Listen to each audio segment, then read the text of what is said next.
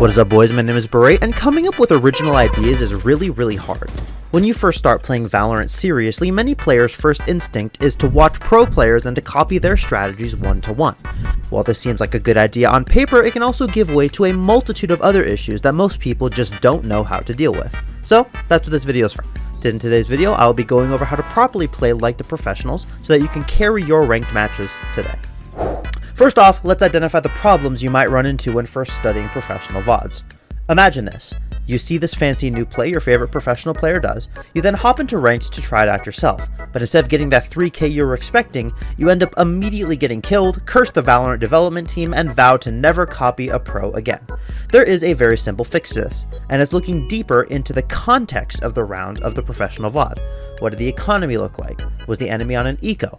Is it last round? Is the enemy running a certain team composition, like no sentinel, no smokes? Do they not have any flashes? Do they not have any recon? Or is all their eggs in one basket while they're entirely neglecting another part of their playstyle? Imagine they're defaulting every round and not rushing.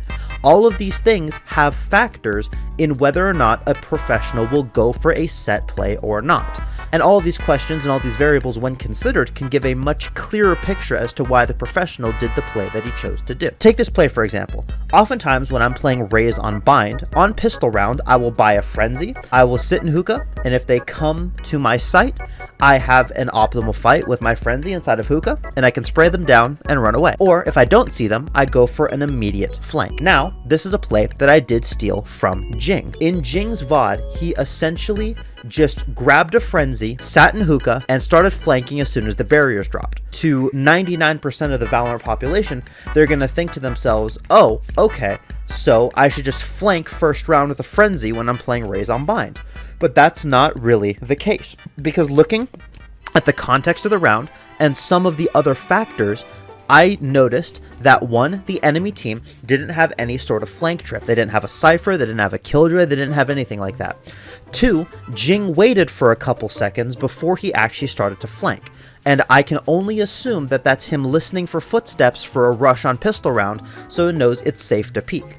So when most players would just take the 50-50 by wide swinging with their frenzy into 5 people rushing into hookah, Jing actually took the time to consider it and make it a good play, and thus by stealing the play and using it in my own ranked games, I have effectively demonstrated and used what I'm talking about in this video. The next way to identify good plays to steal versus bad plays to steal is whether or not the play was good because the strategy and theory were good, or if the player himself was good. Now, this may sound confusing now, but I'll explain it, don't worry. But before I explain it, it's time to fulfill a contractual obligation. This video is sponsored by Easus VoiceWave, your real-time AI voice changer. Ever wondered what it would sound like to sound completely different while gaming? Maybe switch from this, "Hello guys, my name is Yoru," to this, "Hello guys, my name is Yoru." The possibilities truly are endless. Easus VoiceWave is a real-time AI voice changer that works seamlessly in any game or even on Discord.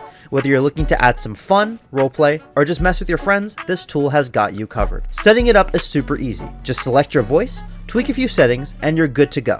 You can choose from tons of AI voices, making every gaming session even more entertaining. Check out how it sounds in action. "Hello, my name is Berate." If you want to level up your gaming experience with some hilarious voice changes, click the link in the description to download Easus VoiceWave today. Now, back to the main topic. To illustrate this point, I am going to be looking at a play from this Radiant Chamber player right here, named Kerberos. Highly recommend his stuff, phenomenal chamber player. But let's take a look at this play right here. So he's sitting back here, it's very early into the round, he probably has the read that they're going A, and look what he does. I have muted the music because there's a copyrighted song in this video. He gets one here, perfect, he has good aim, he was sitting on an off angle. Now watch what happens. He stays there, and he just keeps shooting. Now obviously, he gets 3 here, he gets 4 actually, and you know, his Raze, it kills the 5th person, and he got this because his aim is absolutely phenomenal. This guy's probably has some of the cleanest aim and just general mechanics out of any player I've really ever seen. However, this is not a good play to steal, and here is the reason why. He did not get a bunch of kills here because his strategy was good or because the play itself was good. He got these kills because the player was good. Now, this is probably the most straightforward example of this phenomenon, but it is an important one nonetheless. When you are looking at professional players or high radiant players' plays with the intent to steal them, you need to ask yourself, did this play work because the player just has better mechanics, better aim, better movement, better crosshair placement, better pre-aiming? Did he pre-fire them? Did he get lucky? Or is the play itself actually good? And then once you identify whether or not it was a mechanics play or a strategy play, you then look at the strategy play and say, okay, what was the context of the round? Like I said earlier in the video. This is a very, very important distinction to make. And if you can think about this in your ranked games, I guarantee you, you will have a much easier time picking out good plays versus bad plays to steal in your ranked games. The next and final point that I would like to make regarding this subject is, was the professional player playing solo queue? Now, obviously, if you play a lot of duos and you want to go and steal some duo VODs from professional players, go ahead, do that, knock yourself out. But I'm here talking about solo queue. And in solo queue, you need to make sure that you are doing plays that are for solo queue, i.e., you can do them yourself without any help from your teammates, or without your teammates picking up the slack, or really from any expectations from your teammates. Now, I did mention this point in my video talking about the Valorant agent tier list, where my theory for a good agent for solo queue is if an agent in and of themselves, without help from their teammates, help from the environment, or mistakes from their enemies, can give themselves a direct and tangible advantage in any given gunfight, that agent is thus good. This philosophy also applies to plays, to set play, to strategies. If the strategy can give you a direct advantage in a gunfight without help from your teammates, without mistakes from your enemies, or without help from the environment, i.e., the enemies are rushing or something, or the enemies are on a default. If a play can give you a direct advantage in the gunfight and net you 1, 2, or 3 kills and hopefully keep you safe, that is thus a good play to steal. And this can be used to look at professional players' plays as well, to look at it from sort of a different angle on top of the other things that I mentioned, but it can also be used to create plays yourself. There was this one Omen play that I created for Haven. Now, I've seen other Omen players use it before. This is not original, but I didn't see anyone else do it when I first thought of it, and it was a play that I went over in this video right here. The play that I was talking about here was this play right here, where I flash out of garage and I teleport right here. Let's talk about why this play is a good play.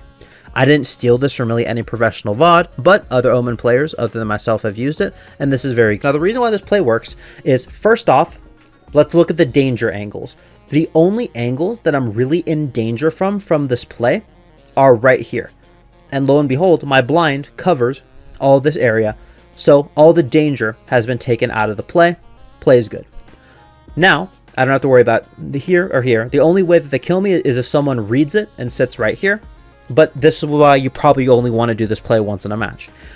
So there's the danger checked off. I don't know if I made this point earlier, but it's also important to note that if a play has any danger or risk to it, you have to mitigate that risk and minimize the risk. Now, every play will have some element of risk.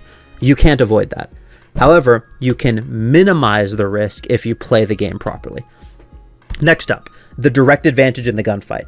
Obviously, any players that get caught right here are going to be full blind. So there's my direct advantage in the gunfight right there with the blind. And as for how safe this play is and the context of the round where I would use this play, this is a play that you can really use on any round. AKA, on this one, I did use the example of having a full buy. You can use this play on a full buy and be completely fine and have full confidence that you will be chilling. And finally, this play needs no help from any of my teammates. All I need is my flash and my teleport, both of which I have on hand. The enemies don't need to be making a mistake here because it is good to push and take grass space early on in the round. So I'm essentially capitalizing on the enemies doing what they should normally be doing. And if they're not doing what they should normally be doing, I'm completely safe unless there's someone quite literally just sitting right here pre-firing me, which will only happen if they're expecting you to do the play. And that just comes down to don't do the same play more than once in the same game, especially if it's a cheese play like this. Anyways, with all that being said, I would like to thank you all so much for watching this video. If you enjoyed, please feel free to leave a like and subscribe. I am making guide videos like this all the time. I'm going to try and get my upload schedule a bit more consistent, but I have been busy with college, so I'm trying to get that in order. With that being said, this has been Berate, and remember to brush your teeth today, because I know for a fact I haven't. Alright, bye-bye.